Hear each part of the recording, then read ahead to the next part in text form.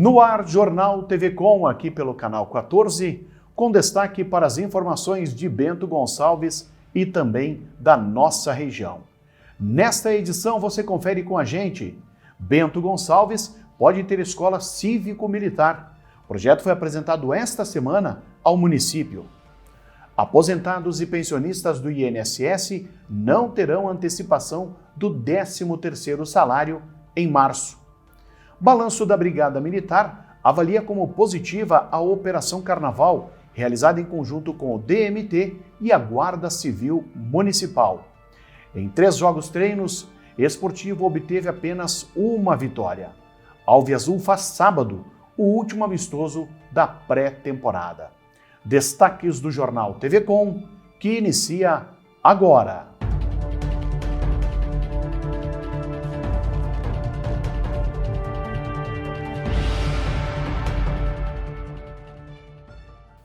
A Escola Municipal de Ensino Fundamental Professora Maria Borges Frota pode se tornar a primeira no município a contar com as ações do Programa Estadual das Escolas Cívico-Militares.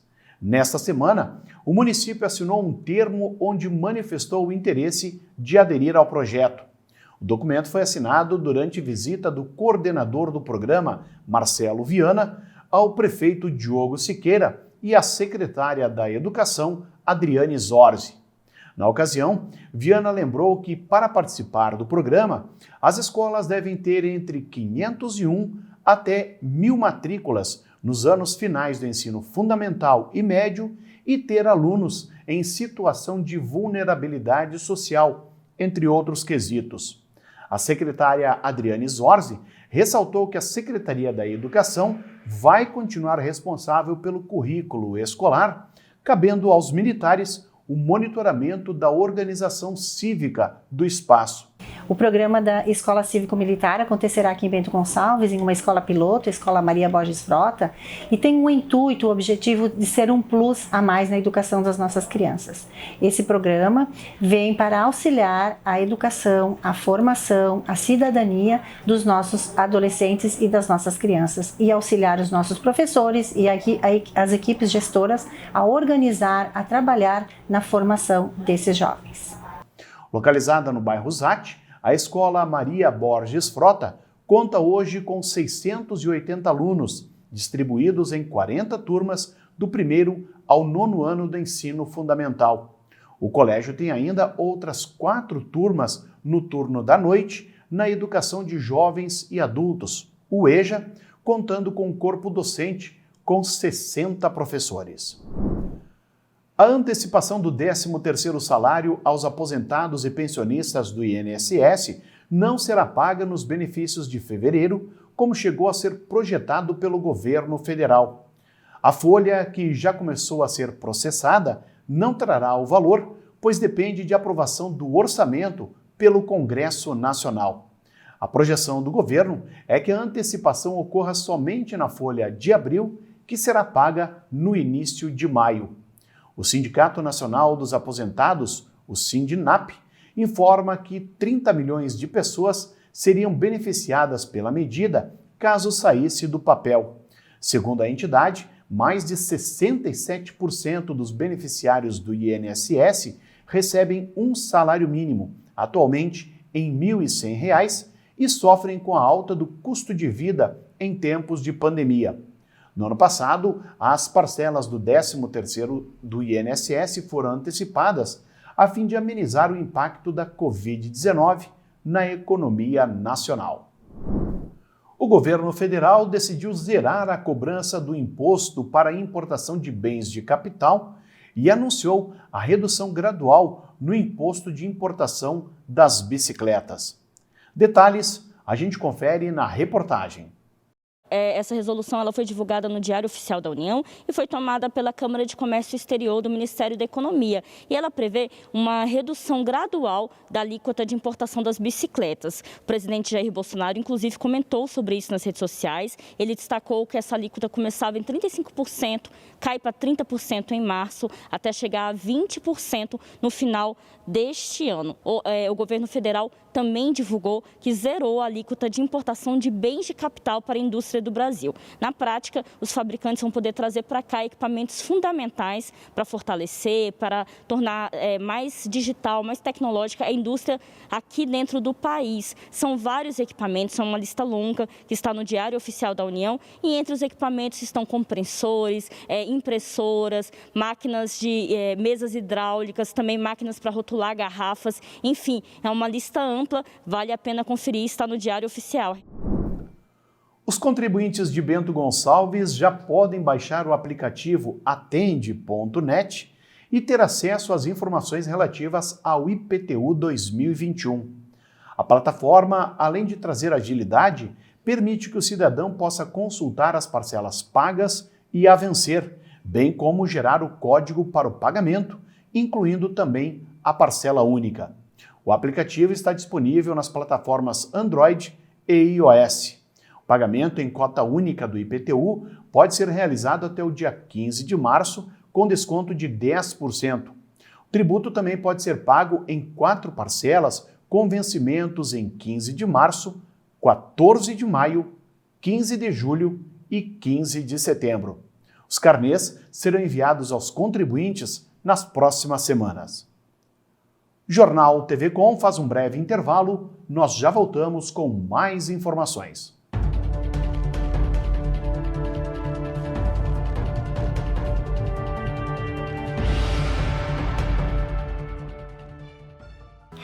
Fofuxo, você sabia que o Brasil produz quase 80 milhões de toneladas de lixo por ano? Fofuxo, ao resgate! Com o Bote Recicla, quando acaba uma embalagem, começa um novo futuro. Em 2021, as embalagens que você retorna nas lojas Boticário serão recicladas para melhorar a estrutura de escolas por todo o Brasil. Leve a sua embalagem e faça parte desse movimento. Você retorna, o Bote recicla e transforma.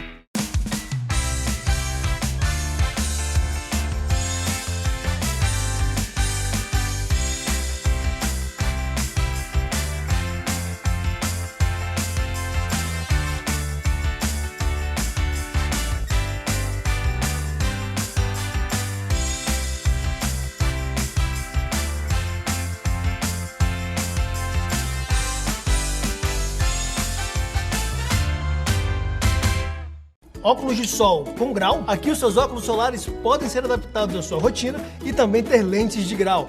Traga sua receita e confira mais essa vantagem do Mercadão dos óculos. Mercadão dos óculos. A Multiarte, com fábrica de estofados há 16 anos em Garibaldi, conta agora com uma loja de 1.000 metros quadrados, junto à fábrica para atender você com o que há de melhor. Além da qualidade já conhecida nos estofados, conta também com salas de jantar, poltronas, puffs e móveis complementares, ótimo acesso e estacionamento amplo. Multiarte, na BR 470, sentido Bento Garibaldi, antes do Castelo Benvenuti. Fone 3451-7164.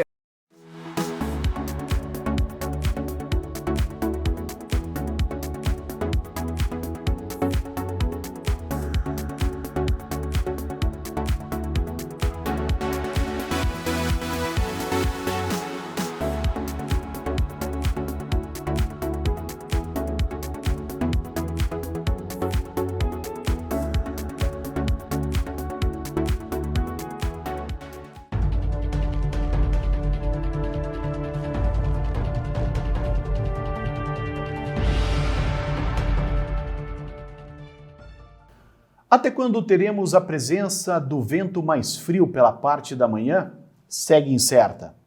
O sol, no entanto, vai continuar aparecendo em meio às nuvens e, portanto, segue a sensação de abafamento e a ocorrência de chuvas isoladas, o que deve predominar mais na parte leste do estado, atingindo inclusive as praias do litoral norte. A sexta-feira continua sob predomínio de uma grande e forte massa de ar seco nesta sexta-feira. As madrugadas permanecem bastante frias na região, especialmente nas áreas de Planalto e Serra. A expectativa é de que as temperaturas entrem em rápida elevação em grande parte da região e podem passar até dos 30 graus em áreas do interior do Rio Grande do Sul e de Santa Catarina. Por causa da circulação de ventos, ainda chove de forma rápida e muito isolada, apenas entre a tarde e a noite, no litoral do estado de Santa Catarina, inclusive em Florianópolis e em áreas litorâneas do Paraná. A mínima prevista em Porto Alegre é de 20, máxima de 31 graus, e em Curitiba a mínima de apenas 16, com máxima de 30 graus. Para Bento Gonçalves, o clima-tempo indica para sexta-feira a presença do sol entre nuvens, mas sem a possibilidade de chuvas. As temperaturas devem variar entre a mínima de 13 graus e a máxima chegando aos 29 graus. O Jornal TV Com traz agora o comentário de Adroaldo Dalmas. Olá! Circulou na imprensa essa semana, aqui em Bento Gonçalves, uma notícia de que o Ministério Público Estadual aqui, da nossa cidade, estava investigando uma permuta tentada a fazer pelo Executivo Municipal, pela administração Pazin, em abril do ano passado, quando encaminhou um projeto de lei à Câmara de Vereadores para aprovar esta permuta, inclusive em regime de urgência. O prefeito Pazin queria trocar 2 terrenos do município por 4 da empresa. Ou, na verdade, parece que a empresa queria trocar 4 por 2 do município. Na oportunidade, o vereador Moisés Scussel, ao se inteirar desse projeto, foi a campo e verificou que ali nesse projeto haviam informações desencontradas, mal colocadas, por erro ou por má fé. Na essência, as informações não batiam, mas, sobretudo, chamou a atenção do vereador a questão dos valores. A empresa, parece que era a joia da coroa dessa permuta, queria uma área do município de 34 mil metros no coração do bairro Fátima, portanto 3,4 hectares. A avaliação do Executivo Municipal era de R$ 23 o metro quadrado, valor que nem na barranca do Rio das Antas, diria o meu avô, teria esse valor. Enquanto isso, uma área que a empresa queria dar em troca, um dos 4, estaria superavaliado. Ou seja, o vereador detectava que a grande área, a joia da coroa do município, extremamente subavaliada. E uma das áreas que talvez efetivamente interessasse o município, junto à escola no Vila Nova, estava supervalorizada. Pois os técnicos do Tribunal de Contas entregaram esses dias, dentro da investigação, a confirmação dessas suspeitas do vereador Moisés Scussel, entre outras confirmações. Para se ter uma ideia, os cálculos do Ministério Público apontam que o prejuízo do município, se a pretensão do governo Pazin tivesse sido aprovada, e só não foi pelo trabalho do Moisés Scussel, que conseguiu convencer a maioria dos vereadores, mas pela diferença de um único voto, seria nada mais, nada menos esse prejuízo do que na ordem de 3 milhões de reais. Obviamente, para o município. Obviamente, para os cofres públicos. Está aí, dentro do procedimento, ainda a ser respondido o porquê desse procedimento. O porquê foi feito assim. Por que esta pretensão? Por que da urgência? Por que da subvalorização dos imóveis do município e a supervalorização de um dos imóveis que a empresa iria entregar?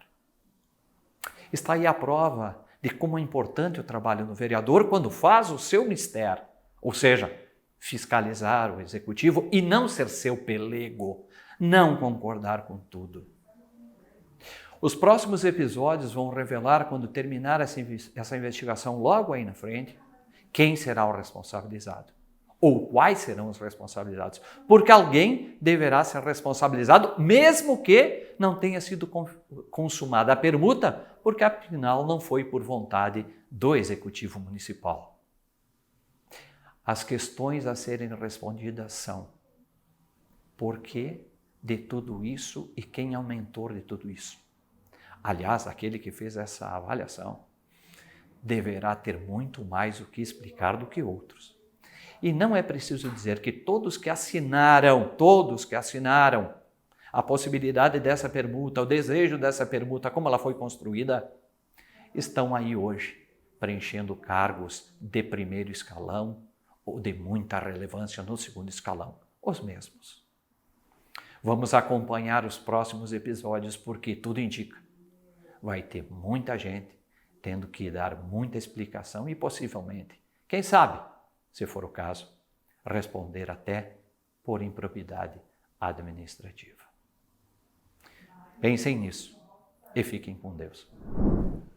Foi retomada nesta quinta-feira a campanha de vacinação contra o coronavírus em Bento Gonçalves. São 1.200 doses remanescentes da Coronavac, das quais 200 serão aplicadas em idosos acamados, bem como no cuidador ou familiar do paciente. As outras 1.000 doses serão aplicadas domingo em nova ação na Fundapark. Mais uma vez, as doses serão aplicadas no formato drive-thru, no horário das 8 da manhã até as 2 horas da tarde. Nesta ação, a vacina será destinada a idosos com idade igual ou superior a 83 anos. Para aplicação da vacina, é necessário CPF, documento com foto e o cartão do SUS. Também nesta quinta-feira, teve início o agendamento da vacina para os profissionais da saúde da linha de frente, que por algum motivo não fizeram a vacina. Serão destinadas 200 doses da Oxford AstraZeneca remanescentes.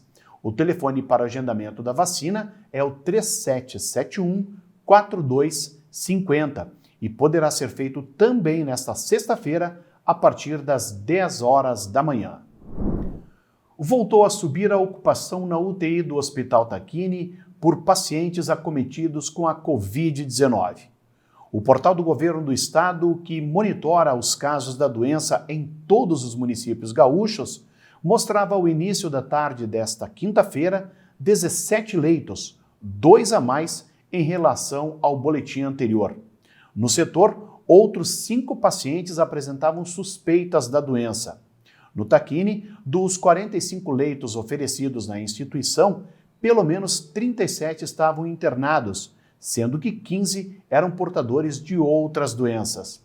O boletim atual traz ainda o uso de 24 respiradores, 2 a mais se comparados aos dados do levantamento anterior. Quanto à ocupação no uso de leitos fora da UTI, atualmente 32 pacientes seguem internados, 3 a mais que o boletim da quarta-feira. Os dados constam no portal covid.saude.rs.gov.br, mantido pelo governo do estado e alimentado com dados que são repassados pela Secretaria Municipal da Saúde e também pelo Hospital Tacchini. Foi confirmada no Rio de Janeiro a primeira morte no estado de um paciente infectado pela variante do coronavírus que surgiu em Manaus. Ao todo, são 5 casos de infecções por mutações da Covid-19 e 4 desses 5 casos são da cepa brasileira. Mais informações a gente confere na reportagem. A vítima é um homem de 55 anos de Belford Roxo, na Baixada Fluminense. A identificação dos novos casos da cepa brasileira no Rio, denominada de P1, foi feita pela Fundação Oswaldo Cruz. Até agora, o que se sabe é que um dos pacientes de Manaus foi transferido para o Rio infectado. Em relação à transmissão dos outros pacientes, ainda não é possível dizer se são casos importados de outros estados ou se foram infectados localmente. A Vigilância Sanitária do Estado está fazendo a análise do histórico de viagens dos pacientes para descobrir como essa transmissão aconteceu. Além disso, será feito o sequenciamento genômico de outros 63 pacientes com Covid-19 que vieram transferidos de Rondônia e do Amazonas. A ideia é descobrir se há outros casos dessa nova cepa no Rio. A eficácia da vacina com a nova variante ainda precisa ser analisada. Tanto o Coronavac junto com o Butantan como o Fiocruz já está avaliando a vacina à luz dessa nova descoberta da presença dessa variante, dessa P1. Mas, a princípio, as pessoas podem ficar tranquilas, porque os dados iniciais não mostram uma queda da efetividade da vacina. Até agora, o Brasil tem 174 casos dessa nova variante, sendo 110 no Amazonas. Na capital fluminense, o secretário municipal de saúde descarta, nesse momento, qualquer medida de lockdown ou restrição de comércio. O que a Prefeitura do Rio vai fazer junto com a Secretaria de Estado é redobrar a atenção, ficar atento aos números e qualquer sinal de elevação do número de internação, de óbitos ou de atendimentos, a gente vai mudar as medidas restritivas. As forças de segurança de Bento Gonçalves atuaram em operações conjuntas durante todo o feriado do Carnaval e, apesar do trabalho intenso de fiscalização, o resultado foi positivo. Um balanço divulgado pelo terceiro BPAT mostra a realização de diversas fiscalizações em locais públicos e em estabelecimentos comerciais, a fim de identificar aglomerações e possíveis descumprimentos de decretos vigentes contra a transmissão da Covid-19. Neste ano, a Brigada Militar atuou com o apoio dos agentes da Guarda Civil Municipal e do DMT, além de fiscais da Vigilância Sanitária da Prefeitura de Bento Gonçalves. O subcomandante do terceiro BPAT, o Major Luiz Fernando Becker, fala da ação, bem como alguns resultados da mesma. A Brigada Militar desenvolveu uma série de ações durante esse feriado de Carnaval, em que compreendeu tanto patrulhamento, atendimento de ocorrências e algumas operações que foram desenvolvidas, inclusive em conjunto com a fiscalização de trânsito, a Guarda Municipal e fiscais do município de Bento Gonçalves. Dentre essas fiscalizações, foram 51 ações desenvolvidas em vários locais e estabelecimentos comerciais e algumas operações de trânsito também. 7 estabelecimentos comerciais foram fiscalizados e desses 4 estavam autorizados pela Prefeitura para o desenvolvimento da atividade, sendo que mesmo um deles, com autorização, não estava cumprindo as normas e acabou sendo notificado. Uma festa clandestina também foi encerrada, ela foi acabada e foi notificado também o proprietário do estabelecimento. Além disso, foram 243 veículos abordados, 680 pessoas fiscalizadas, sendo que 37 autos de infrações de trânsito, 4 prisões e 7 CNHs recolhidas. Todo esse é um resultado do trabalho voltado da Brigada Militar, com parceria de outros órgãos, para inibir tanto a criminalidade quanto também o descumprimento ao decreto relacionado ao Covid. A Brigada Militar está presente sempre na prevenção para que haja tranquilidade, inclusive nesses feriados que acabam somando alguns tipos de delitos serem mais propícios a ocorrer. A operação se estendeu entre a sexta-feira e a quarta-feira de cinzas. Conforme a Guarda Civil Municipal, mais ações serão desenvolvidas em conjunto com a Brigada Militar, a fim de averiguar e fiscalizar o cumprimento dos protocolos que visam evitar a disseminação do coronavírus. E no esporte, na reta final de preparação para a temporada 2021, o Esportivo realizou o seu terceiro e penúltimo teste preparatório visando a estreia no Gauchão. Jogando no Estádio dos Plátanos, o Alviazul visitou o Santa Cruz e voltou para Bento Gonçalves com uma derrota por 1-0. No próximo sábado, dia 20, o Esportivo realiza o seu último jogo-treino, às 4 da tarde, no estádio Montanha dos Vinhedos. O confronto será contra a equipe de transição do Grêmio, a qual vai iniciar a disputa do Gauchão pelo tricolor. A estreia do time de Bento Gonçalves na competição estadual será contra o São José, em casa. A data e o horário serão divulgados nesta sexta-feira pela Federação Gaúcha de Futebol. Jornal TV Com fica por aqui. Lembrando que o nosso programa tem reprises às 7 da manhã e também ao meio-dia.